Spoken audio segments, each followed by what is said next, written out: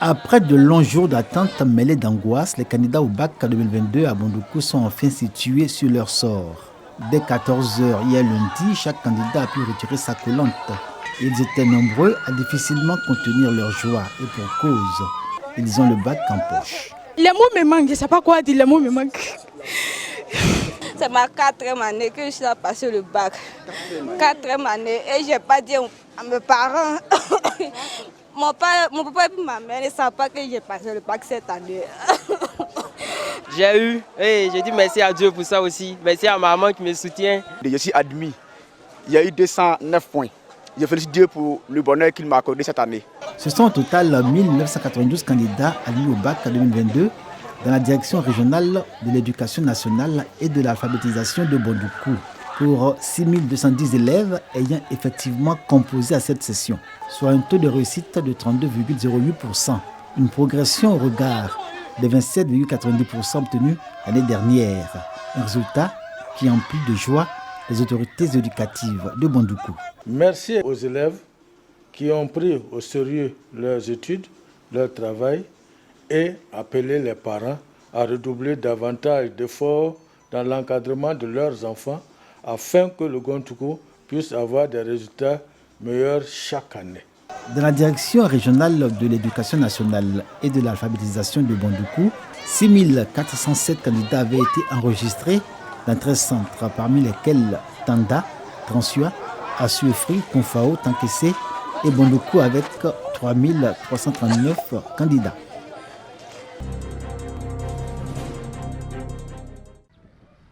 Lycée scientifique de Yamoussoukro. L'âme, tristesse et désolation. Les symboles partenaires de l'échec.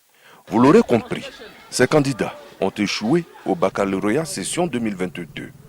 La moisson n'a pas été bonne. Il faudra s'armer de courage et revenir la rentrée prochaine. Ils sont également issus des centres de composition du lycée mixte et du lycée Mami Adjoa. Pour certains, par contre, le succès est au rendez-vous. Le baccalauréat est dans la poche. La joie et le bonheur de savourer le diplôme qui ouvre largement les portes de l'enseignement supérieur et de bien des concours. Avant d'avoir le résultat, j'étais vraiment stressée. Mais maintenant, je suis soulagée, je suis vraiment contente que mes efforts aient payé. Je remercie Dieu aussi. J'ai eu 262 points, c'est-à-dire la mention assez bien. C'est ma première fois. Je suis content, très content. Il n'y a pas de mot même pour exprimer ça même. Je suis vraiment contente, j'ai eu le bac C avec la mention bien. Donc je suis très heureuse. Pour cette année 2022, la DREN de Yamoussoukro enregistre un taux de réussite de 47,37%. C'est mieux que le 41,27% de l'année dernière et également supérieur au 30,78% sur le plan national.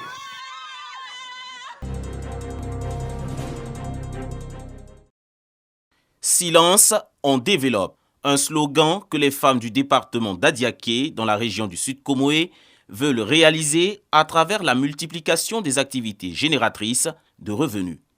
Venues des sous-préfectures d'Adiaké, d'Assini Mafia et d'Etchoboué, elles réclament le soutien des élus locaux et expriment leur reconnaissance à Aka Awele, président du conseil régional. Prendre le président d'Issezek comme notre modèle est un engagement important qui nous invite à cultiver au quotidien des valeurs de cohésion, d'humanisme, d'abnégation au travail. À ce jour, le Conseil régional du Sud Comoé enregistre plusieurs milliards de francs CFA investis pour l'autonomisation des femmes.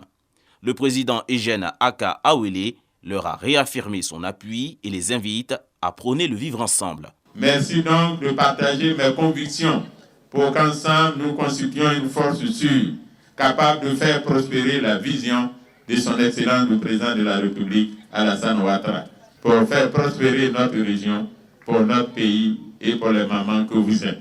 Des cadeaux et numéraires ont été remis aux associations féminines et aux femmes entrepreneurs du département d'Adiaké. Pour les actions de développement et de paix qu'ils ont posées à leur niveau respectif au bénéfice de la sous-préfecture de Kononfla, ces hommes et ces femmes reçoivent la reconnaissance de leur parti, le RHDP. Ils sont au nombre de 45 à être distingués par la hiérarchie du RHDP Konofla Bazré. La récompense, une médaille, symbole de leur engagement à œuvrer pour l'émergence de Konofla. Par solidarité et au nom d'un objectif commun, 15 autres personnes, acteurs locaux du développement et membres des partis PPACI, PDCI et FPI ont été également distingués.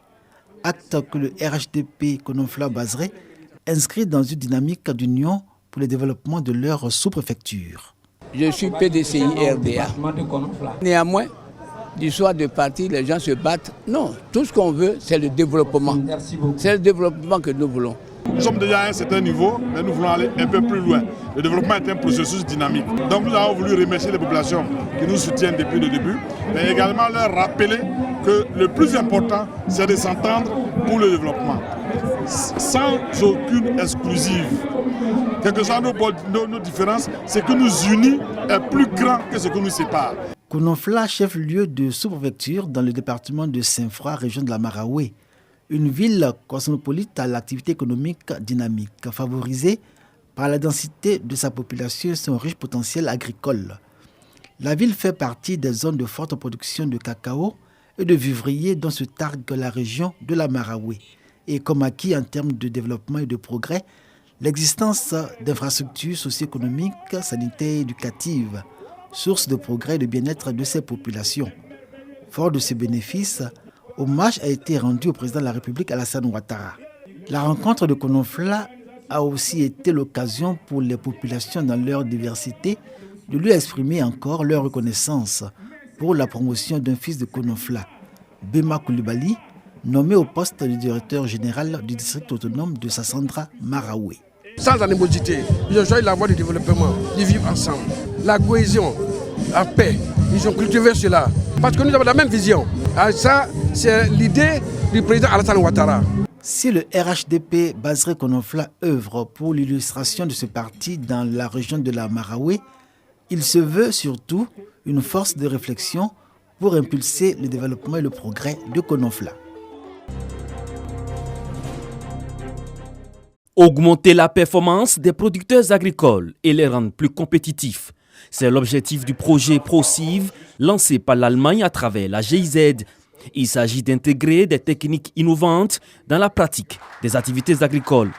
À Adzopé, dans la région de Lamé, les producteurs de bananes plantains, de manioc et de cacao, réunis en coopérative, reçoivent une formation. La GIZ, à travers ces projets, ils nous aident, ils nous soutiennent par rapport à tout ce qui se passe.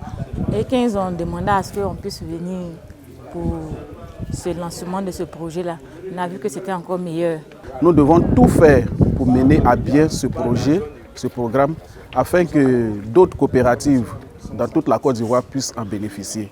Selon le chef du projet, cette technique innovante est une réponse à la lutte contre la faim et la cherté de la vie. Le plus important est le dialogue avec les agriculteurs et avec les représentants des coopératifs. Seulement ensemble, nous avons la possibilité d'améliorer les innovations qui sont très importantes pour améliorer la productivité et aussi les revenus pour les petits agriculteurs.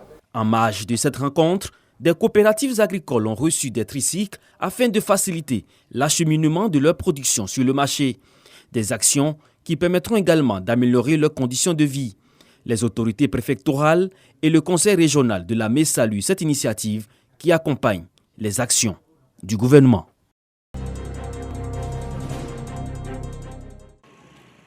La jeunesse du département de Slimatiali, région du Poro, se veut une jeunesse responsable et engagée à promouvoir les valeurs du vivre ensemble, de la cohésion et du travail. Engagement pris à l'occasion de l'investiture du délégué départemental du Conseil national des jeunes du Côte d'Ivoire, CNJCI. Je veux rassembler toute cette jeunesse, sans distinction, autour des valeurs civiques, donc la paix, la cohésion sociale. Je sens l'union aujourd'hui au sein des cadres du département de Slimatiali. Donc nous voulons suivre les traces de ces cadres-là. Pour la paix et la cohésion dans le département de Slimatiali, toute la jeunesse s'engage pour le civisme avec le CNJCI. terme de cette investiture. Les élus et cadres saluent cet engagement qui fera de toute la région du Poro un havre de paix. Mieux, ces jeunes sont appelés à saisir les opportunités qu'offre le gouvernement pour leur insertion socio-professionnelle. Aujourd'hui, Silématiali envoie de très bons signaux donc à l'ensemble de la Côte d'Ivoire à travers l'union que nous constatons entre les cadres de Silématiali.